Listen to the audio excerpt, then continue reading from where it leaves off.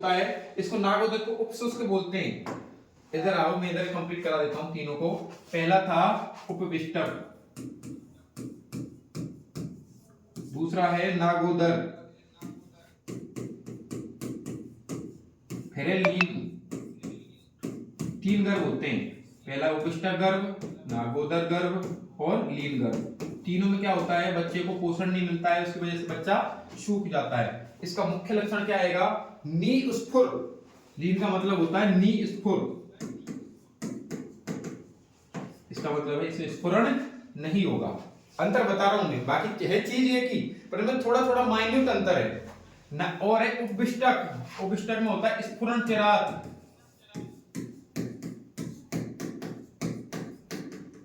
इसका मतलब इसमें स्फुरण तो होगा पर चिरात मतलब देर से होगा। और नागोदर इसमें स्फुरण होगा पर कभी कभी होगा, कभी कभी नहीं भी होगा।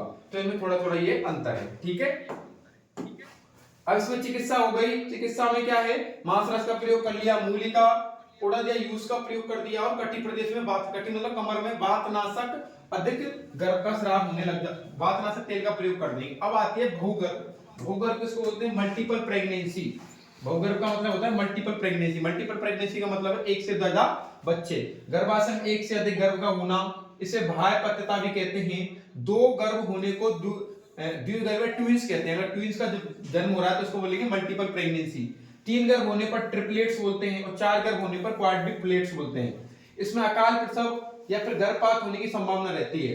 अगर ऐसा होता है तो उसमें बच्चे के अकाल प्रसव मतलब समय आने से पहले उसमें बच्चा बाहर आने के चांस रहते हैं। गर्भपात मतलब बच्चे का गिरने के चांस ज्यादा बढ़ जाते हैं। आयुर्वेद में इसका कारण वायु को माना गया है।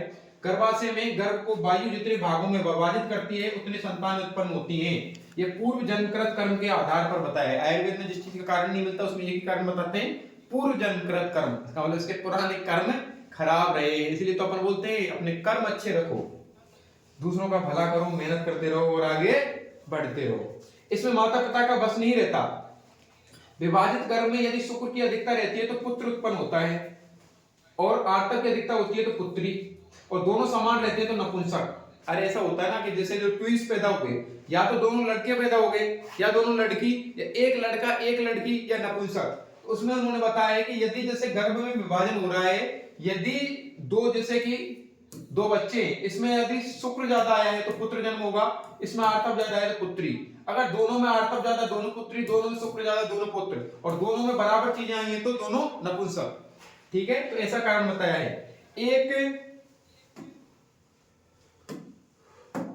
अब अपन देखते हैं बहु, इसके हो गया विभाजित गर्भ में शुक्र अधिकता पुत्री हो गया। बहुगर्भ के दो भेद होते हैं, एक तो एक डिंबज युग्म, दो डिंबज युग्म, मतलब यूनिवोल्वर ट्विन और बाइवोल्वर ट्विन। एक डिंबज युग्म का मतलब होता है जब एक शुक्राणु एक डिंबाणु को निषेचित करता है, दो भागों में बढ़ जाए, मतलब एक ऐसा ना मोनोजाइगोटिक ट्विन बोलते हैं उसको, वो वाला।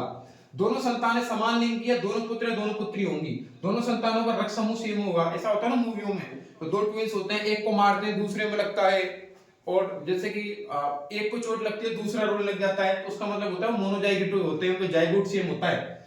दोनों संतानों का रक्त समूह भी सेम होगा, दोनों संतानों को एमनियोटिक शेक भी अलग अलग होते हैं। दोनों की जरायु कोरियन एक होती है, दोनों अपरा एक होती है, दोनों की अपरा क्या होगी, एक ही होगी।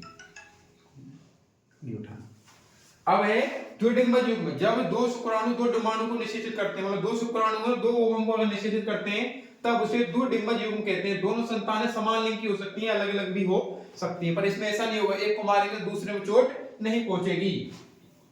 ठीक है, अब अपन देखते हैं दोनों संतानों की अपरा अलग अलग होती है। इसमें अपरा मतलब जिससे पोषण मिलता है, एक ही अपरा है तो उसको मोनोजाइगोटिक बोलेंगे, और दो अपरा है मतलब दोनों प्लेसेंटा अलग अलग है तो दोनों अलग अलग जाइगोट रहेगा। सामान्यतः देखा जाता है जब डिंबज युग्म की अपेक्षा द्विडिंबज युग्म अधिक पाए जाते हैं। सामान्यतः ऐसा देखा जाता है कि दोनों बच्चे अलग अलग ही रहते हैं। इनका अनुपात 3:1 है। ठीक है, और वही गर्भ स्थिति का अस्थायी गैसीय गर्भ, एक्टोपिक प्रेगनेंसी का मतलब मैंने कल भी बताया था। एम्पुला के अलावा यदि फैलोपियन ट्यूब के अंदर दूसरी जगह यदि हो जाता है तो उसको बोलते हैं निषेचन हो जाता है, तो एक्टोपिक प्रेगनेंसी। जब गर्भ की वृद्धि का विकास गर्भाशय में ना होकर अन्य स्थान पर होने लग जाता है, इसको वही गर्भ स्थिति कहते हैं। उधर परीक्षा करने पर यदि स्त्री का दो भाग उधर शूल हो, अधो मतलब नीचे उसके उधर शूल होने लग जाए, तो उसको वही गर्भ स्थिति का अनुमान लगाया जाता है। इसके लक्षण क्या हैं, उदर में वेदना, उदर मतलब पेट, पेट में वेदना होगी, एक पार्ट में या दोनों पार्ट्स में वेदना होने लग जाती है। अपन एक्टोपिक प्रेगनेंसी देख रहे हैं। अधो प्रदेश में उदरसूल होने लग जाता है, उदरसूल का मध्यम स्वभाव का या अधिक दिव्य मायने होने लग जाती है।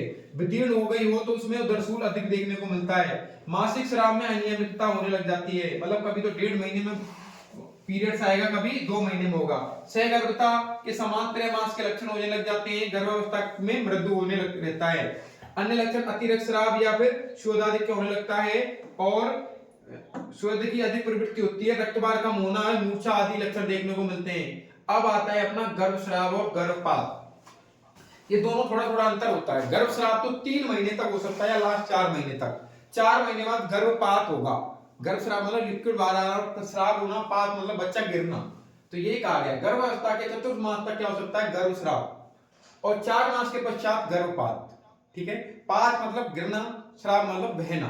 तो 4 महीने तक यदि किसी के प्रेगनेंसी बच्चा खराब होता है तो उसको बोलते हैं गर्भ श्राव, और 4 महीने बाद गर्भपात। ठीक है, गर्भस्राव और गर्भपात। यही संस्कृत में कहता है अतो चतुर्था दो मासा प्रवेशाद गर्भच्युति तद स्त्री शरीर से 5 पंचमे षष्टियों। मेरी संस्कृत बहुत बढ़िया है। ठीक है, मैं संस्कृत बहुत अच्छी पढ़ता हूँ, इसे और संस्कृत बहुत अच्छे से याद भी करता हूँ। अभी तुम्हें बताएंगे, टाइम मिलेगा तो, कितने श्लोक याद है मुझे। अब आती है गर्भस्राव और गर्भपात। गर्भस्राव को मॉडर्न में मिसकैरेज बोलते हैं और गर्भपात को एबॉर्शन बोलते हैं। ठीक है, और चिकित्सकीय गर्भ समापन जिसको एमटीपी बोलते हैं। एमटीपी में और इनमें अंतर क्या है, एमटीपी तो चिकित्सक की देखरेख में की जाएगी और ये फर्स्ट ट्राइमेस्टर तक ही कर सकते हैं एमटीपी। फर्स्ट ट्राइमेस्टर एमटीपी का मतलब होता है medial termination of pregnancy, medical termination. इसमें क्या होता है एमटी में, ये इंपॉर्टेंट क्वेश्चन है, एमटीपी लिखिए ना, एमटीपी। इसकी फुल फॉर्म भी आ सकती है मेडिकल टर्मिनेशन ऑफ प्रेगनेंसी।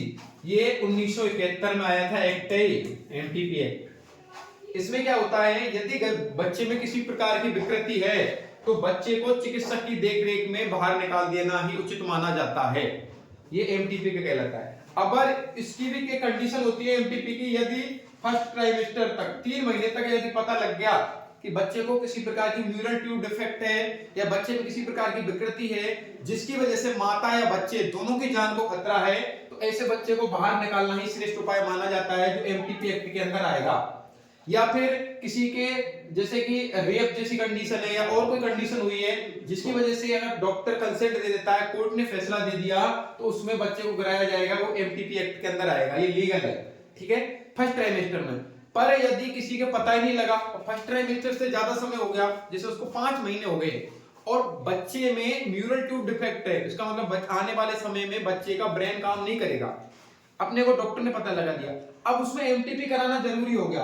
अब क्वेश्चन वो ये आएगा कि ऐसी कंडीशन में एक डॉक्टर की कंसल्ट चाहिए, 2 डॉक्टर की, तो कम से कम 2 डॉक्टर होने चाहिए इसमें, और वो कौन होने चाहिए, गायनेकोलॉजी स्पेशलिस्ट। उसके बाद में ही उस बच्चे को बाहर निकाला जा सकता है। ठीक है, तो समझ में आया एमटीपी क्या होती है, multi medical termination of pregnancy. तो मेडिकल मतलब डॉक्टर की देखरेख में बच्चे को निकालना। गर्भस्राव क्या है कि मिसकैरेज